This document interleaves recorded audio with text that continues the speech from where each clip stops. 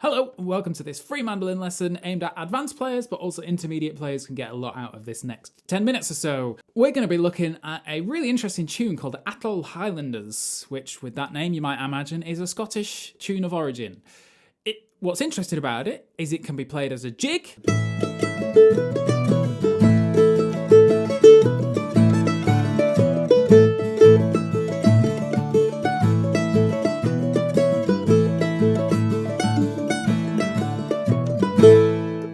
or with exactly the same notes, timing, key signature, pick direction, all kept the same.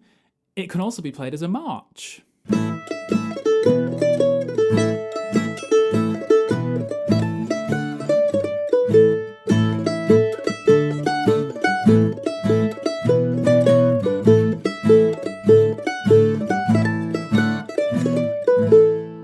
Everything we talk about in this lesson, including the tab and music for both the jig and the march versions, are included in a free PDF, which is in the video description below, so you don't have to do any of this by ear. We're going to start in jig time, so I'm making a slight assumption you're an advanced player, you've played other jigs before, this isn't your first ever time playing jig, but do just watch out, we're in jig time, so we need down, up, down, down, up. So down, up, down, down, up, down, down, up, down, down, up to get that 1, 2, 3, 4, 5, 6, 1, 2, 3, 4, 5, 6. So 1 and 3 are down. That's the important thing with this. So down, up, down, down, up, down, down, up, down, down, up, down, down. So make sure you are fully comfortable with your jig pattern. And now let's fly through this tune because it's not the most tricky tune to play. It's in 4 parts, so I don't want this video to go on for hours and hours. Let's just have a little look at each section, starting with our A section. So that sounds like this.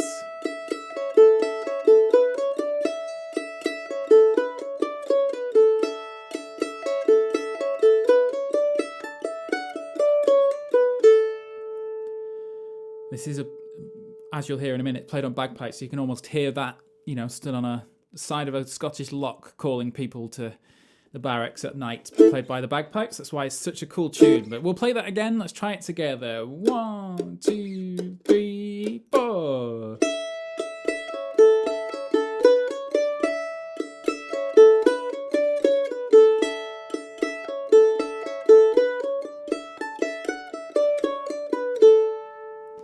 Then the B part is quite arpeggiated, so an A arpeggio, D arpeggio, A arpeggio, like this.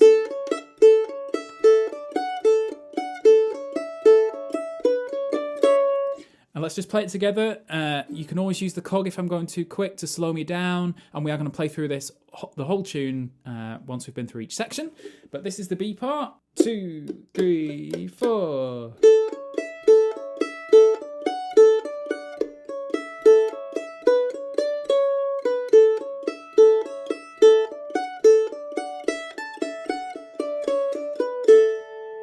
Notice the pick direction, down, down, up, down, down, up, down, down. Get that right and you get Irish jig, no problem. Then the C part is probably the only slight difficult section because it has a grace note I stole off how fiddle players play it, because not everyone puts this in, but I really like it. So it sounds like this.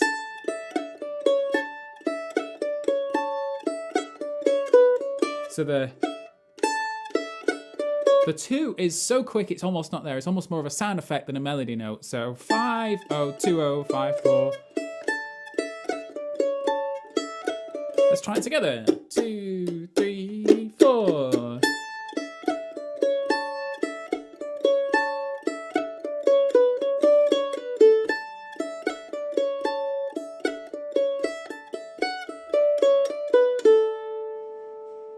And then our final section, the D part, has a very Scottish sounding flat 7 measure in the G, but it sounds like this: 3, 4.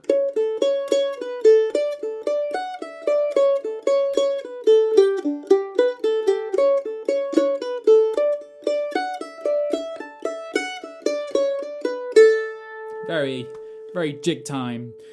So what we're going to do now, and I realise I'm flying through this, but I want to have enough time to talk about how you play this as a march, is we're going to play through the Atholl Highlanders as a jig. I'll overdub some bouzouki so we can really, really make it sound like a jig, with all the repeats, so 2 A's, 2 B's, 2 C's, 2 D's. I'll put the metronome on to keep me at a regular time so I'm not rushing away from everyone. And here we go. 1, 2, 3, 4.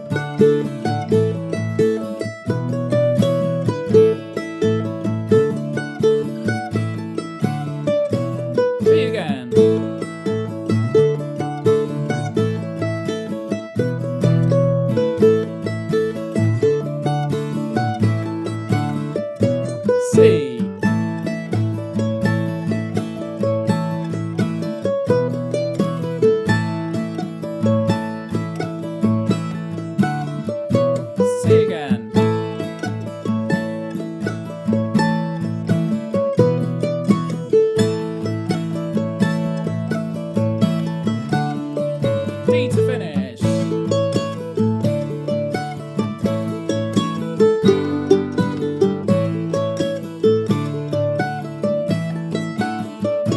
D again.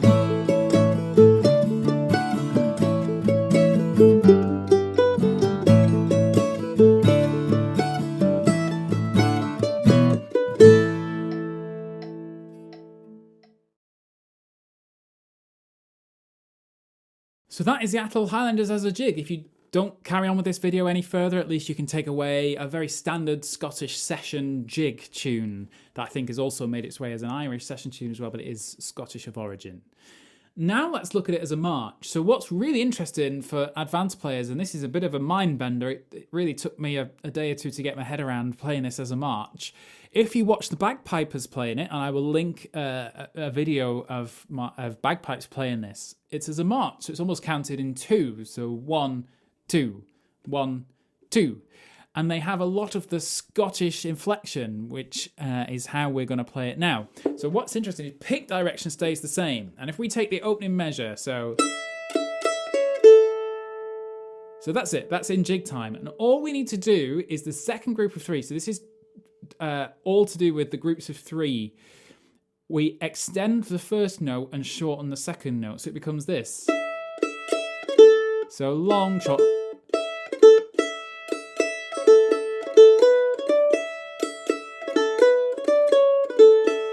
Like that.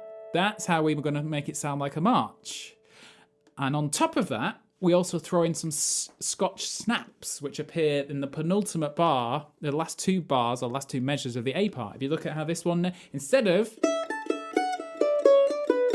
we have a lot of shorter notes and longer notes. So any note that's longer now has a dot next to it, and any note that's shorter has an extra line. So we've dotted our eighth notes and turned some eighth notes into 16th notes.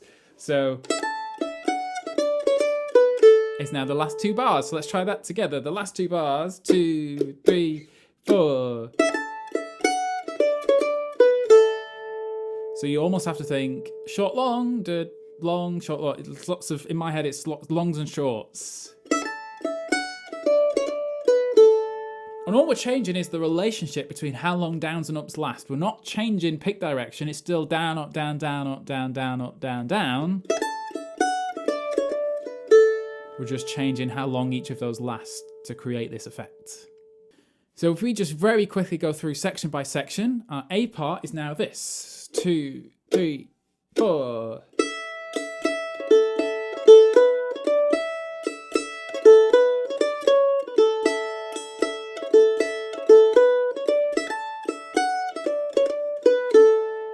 Bit of a mind bender. B part with the arpeggios is this. 3, 4.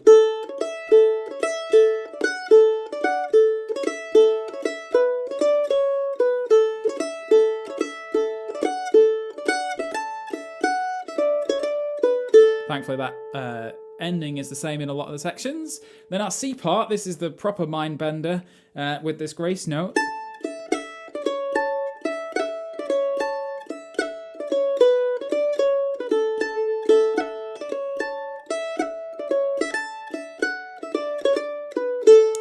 And then finally the D part, we're on the home straight, 3, 4.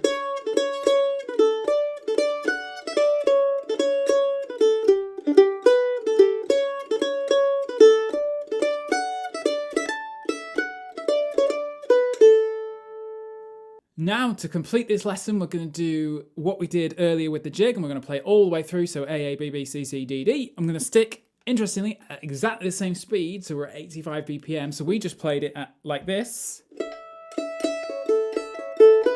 And now we're going to play it as this. Just by that relationship change of downs and ups and how long they last. I'll overdub the bouzouki again, and a lot of the march feel actually comes from the accompaniment as well as the melody, so my accompaniment will change and it'll be much more 1, 2, what, rather than 1, 2, 3, 4, 5, 6, 1. But that's for a whole other, and I'm not really a bouzouki player, so I don't want to look like I'm some great wisdom on that, but I will overdub it so you can at least hear it in a bit of context. Here we go. 1, 2, 3, 4.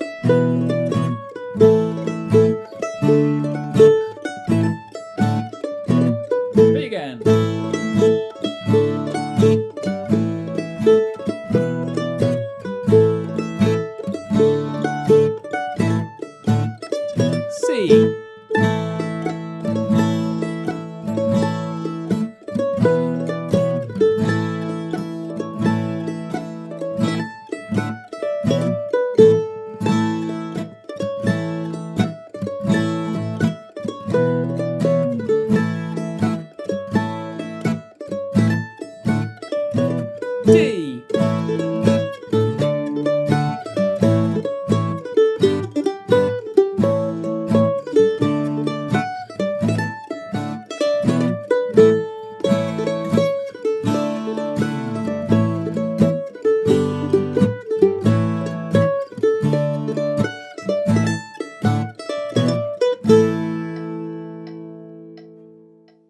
What a mind-bending exercise that is. I found that really difficult to hold the two different versions of the tunes in my mind. It's meant as a challenge for advanced players, so I hope I have challenged you. It's not the most difficult tune on the left hand, but it's a real test of musicality. You know, how in control of your pick direction and pick strokes are you? And at the very end of it, it's a really nice Scottish traditional session tune. So take that away and introduce your fellow session mates to it if they don't already know it. Thanks for watching. I hope you've enjoyed the lesson. We do these every month, so please hit like and subscribe while you're here. We'll head over to mandomike.com for all my other free lessons, and we'll see you next month.